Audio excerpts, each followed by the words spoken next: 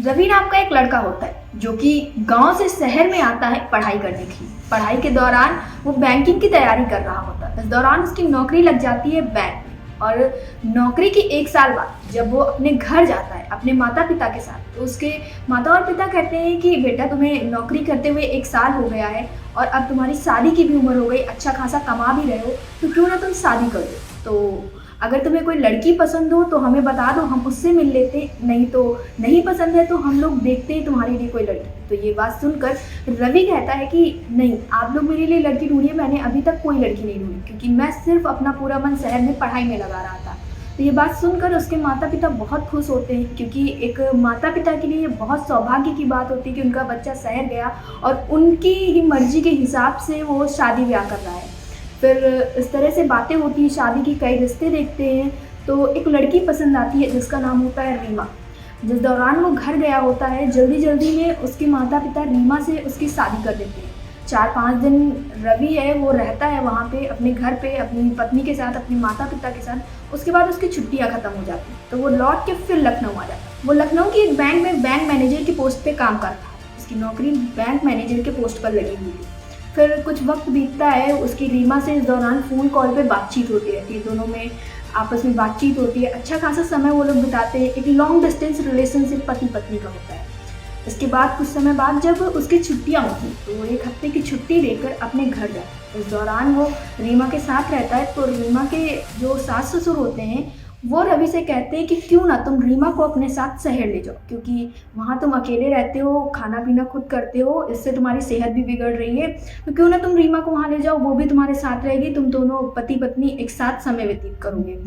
क्योंकि मैं पिताजी के खाना बनाने के लिए मैं यहाँ हूँ, उसकी एक बहन भी होती, तो यहाँ पे तो एक परिवार है, लेकिन वहाँ तुम अकेले रहते हो, तो तुम क्यों ना रीमा को अपने साथ ले जाओ। इस बात पर रवि सहमति जताते हुए कहता है ठीक है, मैं रीमा को अपने साथ ले जाऊँगा। और रीमा भी बहुत खुश होती है कि अब वो शहर में रवि के साथ रहेगी। रवि की जब छुट्टियाँ ख़त्म हो जाती हैं तो वो रीमा को लेके लखनऊ आ जाता है। वो लखनऊ में एक किराए के मकान में रहता है, जो एक ठीक ठाक घर था कह सकते हैं।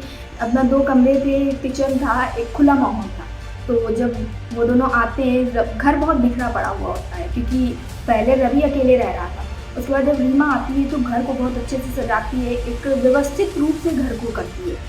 इसके बाद अगले दिन जब रवि ड्यूटी पे जाता है तो रीमा उस वक्त पे घर पे रहती है, अकेले रहती है। जब वो शाम को लौट के आता है, इस तरह से 2-3 दिन बीत जाते हैं। तो एक दिन शाम को दोनों बैठे होते हैं, तो रवि रीमा से कहता है कि क्यों ना तुम आस पड़ोस के लोगों से मिल लो, उनसे बातचीत करो, क्योंकि मैं तो बैंक चला जाता हूँ, मेरा मन बहल जाता है, मैं दिन भर काम करके आता हूँ, फिर थक जाता हूँ, मैं तो घर पे आराम करता हूँ, लेकिन तुम क्यों ना यहाँ के आसपास के लोगों से बातचीत करो, उनसे अपनी दोस्ती बढ़ाओ, ताकि पूरा दिन जब मैं नहीं रहता हूँ तो तुम्हारा मन यहाँ पे लग सके।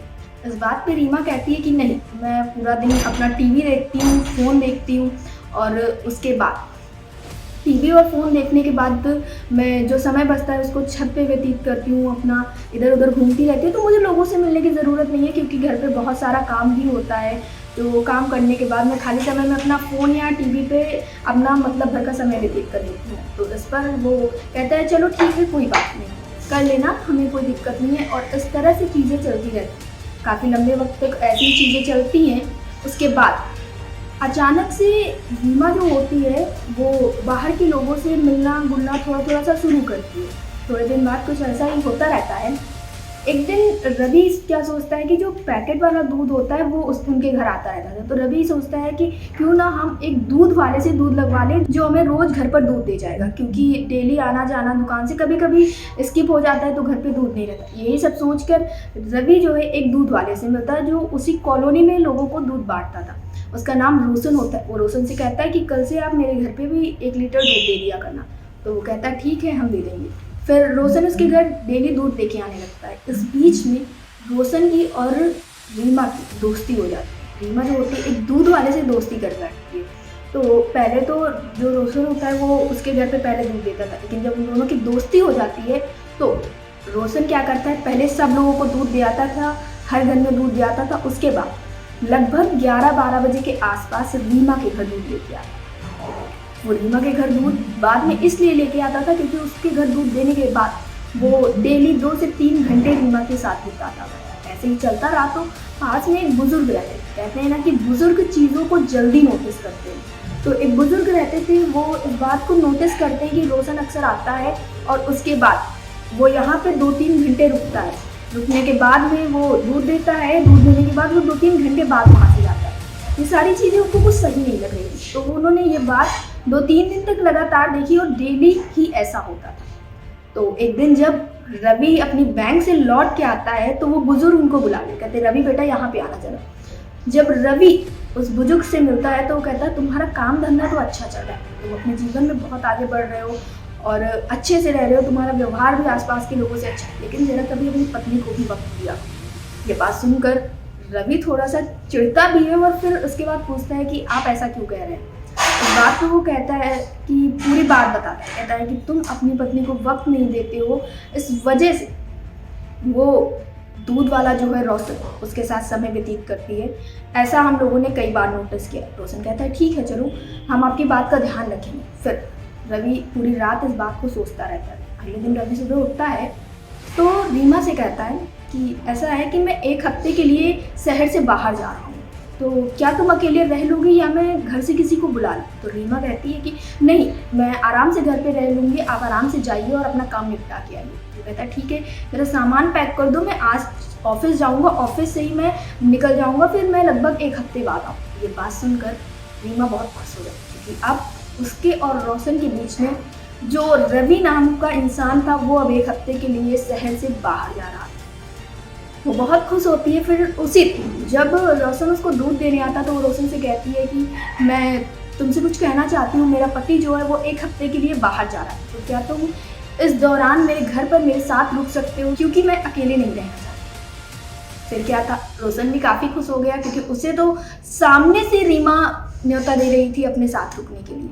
फिर वो कहता ठीक है मैं अभी दूध दे देता हूँ, शाम तक पूरा काम खत्म करके रोशन भी उसके साथ आ जाता है। वहीं घर पे दोनों अपना रहते हैं। तो वो जब उसे थैंक यू बोलती है तब रोशन कहता है कि थैंक यू मुझे बुलाने के लिए, और रीमा भी कहती है थैंक यू। तो उस पर जो रोशन होता है वो कहता है इसमें थैंक यू जैसी कोई बात नहीं है, क्योंकि मैं तो यही चाहता ही था, मैं तुम्हारे साथ कुछ वक्त बिताना चाहता था जिसमें तुम्हारे पति की मौजूदगी ना हो। और ये बात सुनकर रीमा भी काफ़ी खुश हुई।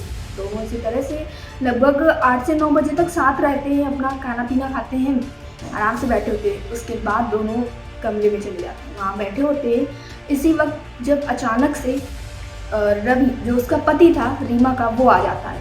तो जब रवि रीमा को आवाज़ देता है तो रीमा एकदम से बौखला जाती है, उसको समझ नहीं आता है कि उसे करना क्या है। तो इस बात पर रीमा जल्दी जल्दी से जो रोशन होता है उससे कहती है कि तुम बेड के नीचे छुप जाओ। जब रीमा दरवाज़ा खोलती है और रवि से कहती है कि तुम इतनी जल्दी कैसे आ गए, तो रवि कहता है कि जो मेरा काम था वो जो अब पोस्टपोन हो गया है, तो इसलिए मैं पहले लौट आया, मैं तुम्हें फ़ोन कॉल करना भूल गया था।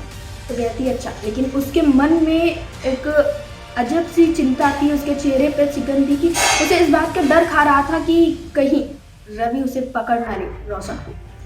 फिर जो रवि होता है वो कहता है रीमा से कि ऐसा करो 3 कप चाय बना। वो कहती है 3 कप किसके लिए। तो जब 3 कप चाय बनाने के लिए वो कहता है तो वो थोड़ा सा अचंभित होती है, लेकिन वो फिर रवि कहता है कि मेरा एक दोस्त भी आ रहा है, तुम उसके लिए बना दो, मेरे लिए और अपने लिए। तो कहती ठीक है। वो उधर चाय बनाने जाती है। इस बीच में रोशन कोशिश तो करता है घर से भागने की, लेकिन वो भाग नहीं पाता क्योंकि जो रवि था वो लिविंग रूम में बैठा हुआ था और रोशन की भागने की सिर्फ एक जगह थी, वो है लिविंग रूम के होते ही। तो जो रोशन होता है वो भाग नहीं पाता है। उधर जब वो चाय बना के लाती है तो रवि उससे कहता है बैठो रीमा, साथ में चाय पीती। कहती है आपका दोस्त नहीं आया। तो कहती है दोस्त मेरा नहीं, दोस्त तो तुम्हारा है जो रूम में छुपा हुआ है, उसको बुलाओ। फिर वो कहता है रोशन बाहर आ जाओ। वो आने के लिए हाँ नहीं करता, तो कहता देखो मैंने तुम्हें सब कुछ खिड़की से देख लिया था तुम्हें आते हुए, और मैं लगभग 6 बजे से यहीं घर के बाहर हूँ और मैं हर एक चीज़ बाहर से देख रहा था। तो वो कहता है, फिर वो बाहर निकल के आता है और वो चला जाता है। इसके बाद वो जो रवि होता है वो उसको रीमा से कहता है देखो तुम मेरे साथ खुश नहीं हो, तुमसे मैं रिश्ता तोड़ रहा हूँ, और वो फिर तलाक दे देता है। उसके बाद वो रीमा को ले जाता है और रोशन के घर छोड़ाता है। तो बात करते हैं रोशन की। रोशन का जो परिवार है वो एक छोटा सा परिवार होता है, उसकी पत्नी और उसके 2 बच्चे होते हैं। जब वो रोशन के घर उसको छोड़ता है तो उसकी पत्नी और उसके बच्चे बौखला जाते हैं, और अब रीमा को रखना रोशन की मजबूरी हो गई क्योंकि जो रोशन है वो भी रीमा से प्यार करने लगा था और रवि ने उसे छोड़ दिया। तो जब रीमा उसके घर रहने लगती है तो अपना वो घर का सारा काम करती है। उसकी जो पहली पत्नी थी उसको बहुत प्रताड़ित करते, उसका घर का सारा काम करवाती है और उसको खाने के लिए भी ठीक से नहीं देती। इसी तरह से थोड़े दिन चलता रहता है, लगभग 2 साल चीज़ें ऐसे ही चलती हैं। क्योंकि जब रीमा रोशन के घर चली जाती है तो रोशन भी उसे भाव नहीं देता है, वो अपनी पहली पत्नी और बच्चों के साथ व्यस्त रहता है। इस बीच में रीमा के साथ बहुत सारी चीज़ें गलत हो जाती हैं।